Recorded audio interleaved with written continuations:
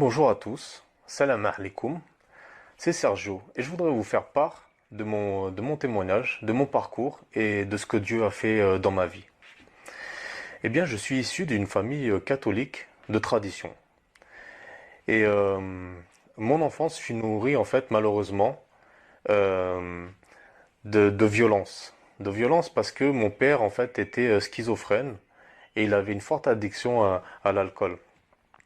Et donc, ça a bouleversé mon enfance, ma jeunesse. Et ça m'a brisé, pour ainsi dire.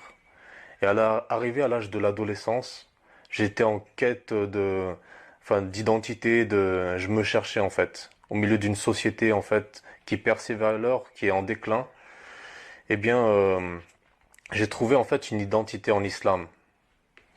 En effet, j'étais dans une banlieue en fait à forte, avec beaucoup de population musulmane et ils m'ont orienté vers l'islam, m'ont parlé beaucoup de choses du Coran et ce qui m'a séduit en fait c'est que il y avait l'esprit de communauté, de famille qui était géré par des règles strictes, par des interdits et cette idée-là en fait me séduisait parce que je me sentais comme protégé. Mais néanmoins, j'avais toujours cette douleur au plus profond de mon être, au plus profond de mon âme qui demeurait. Alors, j'ai j'ai décidé en fait de, de trouver cette paix dans le Coran, en faisant la lecture vraiment assidue de ce livre saint. Et ce que, en lisant le Coran, j'ai trouvé encore plus d'interrogations sur moi-même, parce que je ne trouvais pas un verset qui me disait que je pouvais être sauvé, que mon âme serait sauvée de façon claire, explicite et sans équivoque. Alors, vraiment une sourate qui m'a vraiment mis le doute dans mon cœur, c'est la sourate 19 au verset 71 et 72, qui dit que tout musulman, quelles que soient ses actions, doit passer par l'enfer. Et, euh, et nous enlèverons nous délivrerons ceux qui auront été pieux, et ceux qui auront été injustes, on les laissera dans ce lieu de tourment. Et en fait, sachant que moi-même, en fait, je ne faisais pas des choses très très claires dans ma vie, qui fait que j'ai touché aussi un peu à la drogue et à des choses que je ne devrais pas, les femmes et tout ça, et que j'avais cette colère, cette rancune dans le cœur, eh bien, je me sentais coupable devant Dieu. Et, euh, et en lisant encore les sourates, à la sourate 100 au verset 6 et à la sourate 14 au verset 34, dit que l'homme, quoi qu'il fasse, est ingrat devant Dieu, devant son Seigneur. Donc là, en fait, je me sentais vraiment condamné.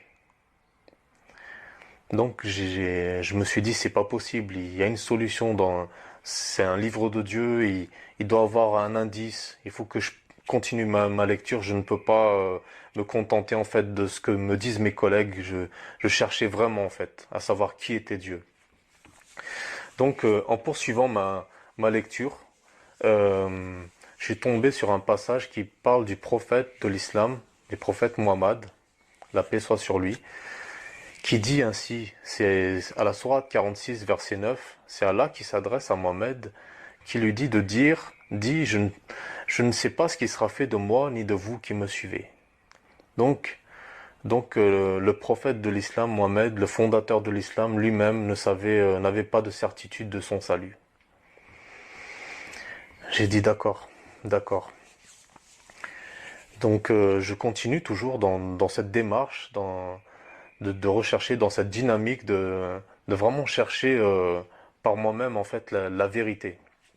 Et donc euh, je tombe sur un passage, la sourate 10 au verset 94 et 95, qui dit, c'est Allah qui s'adresse encore une fois à Mohammed, si tu es en doute, si tu as un doute par rapport au Coran, à la révélation, interroge alors ceux qui ont le livre révélé avant toi, c'est-à-dire les chrétiens. Le livre révélé en question, c'est la Bible, qui contient la Torah et l'Évangile.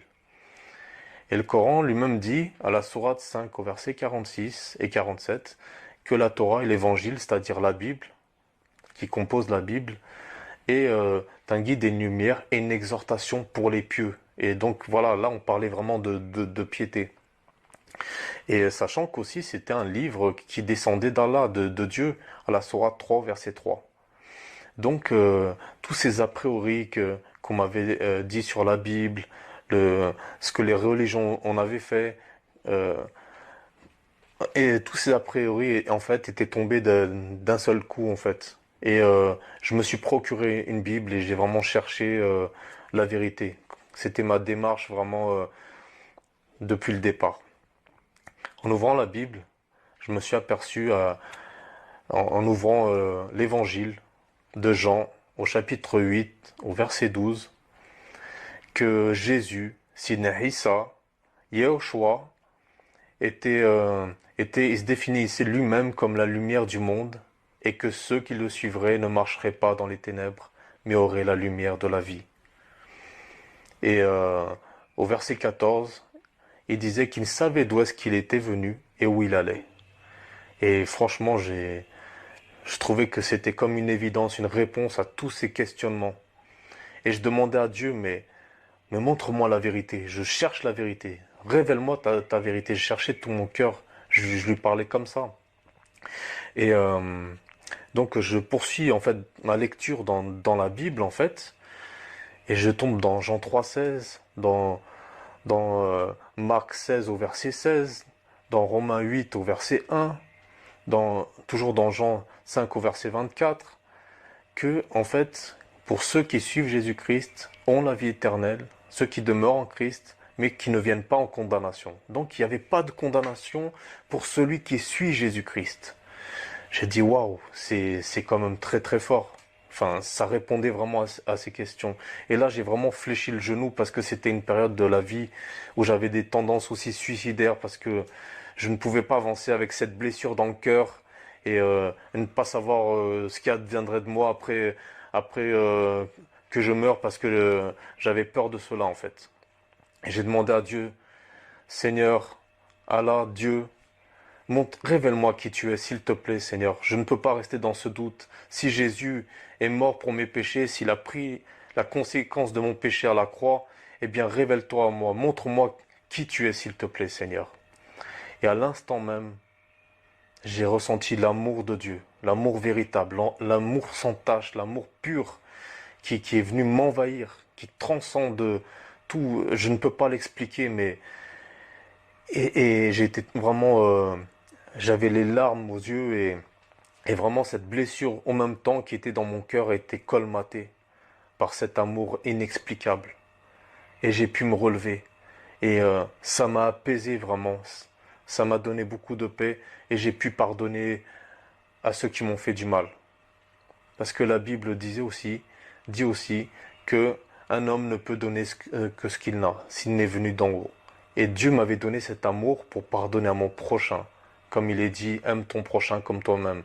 Eh bien, c'est tout simplement impossible si on n'a pas cet amour de Dieu, d'aimer en fait sans compter, sans a priori, sans rien espérer en retour. C'est l'amour de Dieu qui se manifeste dans notre cœur. Donc, tout cela, en fait m'a mis beaucoup de certitudes, mais j'ai continué toujours euh, dans le Coran à, à persévérer dans ce livre parce que la Bible, enfin le Coran orienté à la Bible, et donc j'ai continué à chercher des versets en fait qui confirmaient mes croyances. Et donc je me suis aperçu en lisant le Coran que par exemple qu'à la sourate 19 au verset 19 que Jésus était sans péché. Et, euh, et à la sourate 33 au verset 21 que vous avez dans le messager d'Allah un excellent modèle à suivre.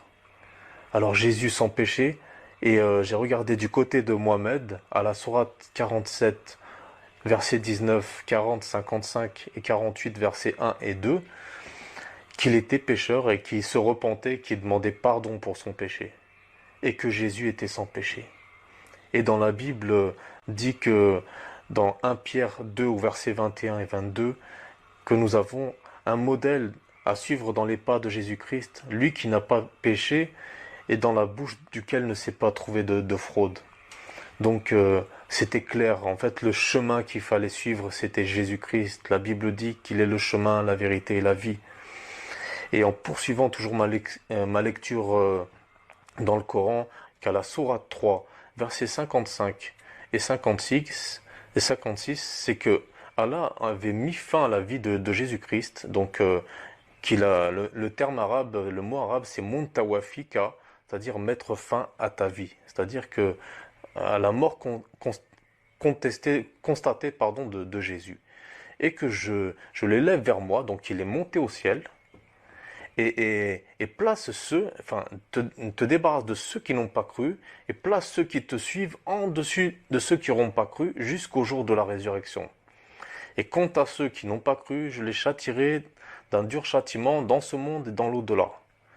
Donc le Coran lui-même dit qu'il faut suivre Sidney Rissa, qu'il est le chemin, qu'il faut le suivre, sinon pour aller au ciel, parce qu'il est au ciel, il a été enlevé au ciel, il est mort pour notre péché, qu'il a été enlevé au ciel. Et donc le Coran, la Bible l'affirme, le Coran le confirme. Donc pour moi c'était clair, j'avais la réponse à toutes les questions fondamentales que je me posais depuis toute mon existence en fait. La vie, l'amour, la paix, c'est Dieu lui-même. Et donc le Coran lui-même dit, un passage très important, c'est que depuis la chute d'Adam, l'homme est devenu aveugle. Donc à la sourate 20 au verset 125. Et l'homme est devenu aveugle, effectivement. Et aveugle dans quel sens? À la sourate 22, explique que l'aveuglement, en réalité, c'est l'aveuglement du cœur. Et il est dit aussi, à la sourate 17, au verset 2, que celui qui aura été aveugle dans ce monde le sera aussi dans l'au-delà. Sera mal guidé et sera dans les ténèbres. Donc, c'est clair que l'homme est aveugle. Et quand on lit la Bible dans 1 Corinthiens 3 verset 17, quand on se convertit au Seigneur, ce voile tombe. Effectivement, c'est comme si j'étais aveugle et c'est comme si je voyais les choses beaucoup plus clairement. Et le Coran dit, et je dis Alléluia, parce que le Coran dit, à la sourate 3 au verset 49 et la sourate 5 au verset 110, que Jésus rendait la vue à l'aveugle né, sachant que nous sommes tous nés aveugles. Eh bien, chers frères et sœurs, chers musulmans, ou qui que vous soyez, dans un monde où le péché, où le mensonge règne, prédomine, cherchez de votre cœur. Ne vous contentez pas des explications des hommes. Les hommes sont imparfaits, mais cherchez à la source, cherchez au livre, demandez à Dieu qu'il vous éclaire, qu'il vous montre la vérité. Parce que la vie est courte et éphémère. Un jour ou l'autre, on sera confronté à nous-mêmes, on sera dans une tombe, on sera devant Dieu.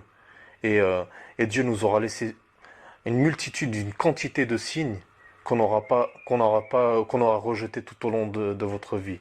Et je vous en supplie, ne rejetez pas les signes de Dieu, l'appel de Dieu. Parce que le Coran lui-même dit qu'il y a des signes pour ceux qui réfléchissent. Alors, réfléchissons à l'éternité avec Jésus-Christ. Je voudrais conclure mon témoignage avec des paroles de Jésus-Christ dans Luc 24, que la paix soit avec vous et que Dieu vous bénisse. Bonjour à tous.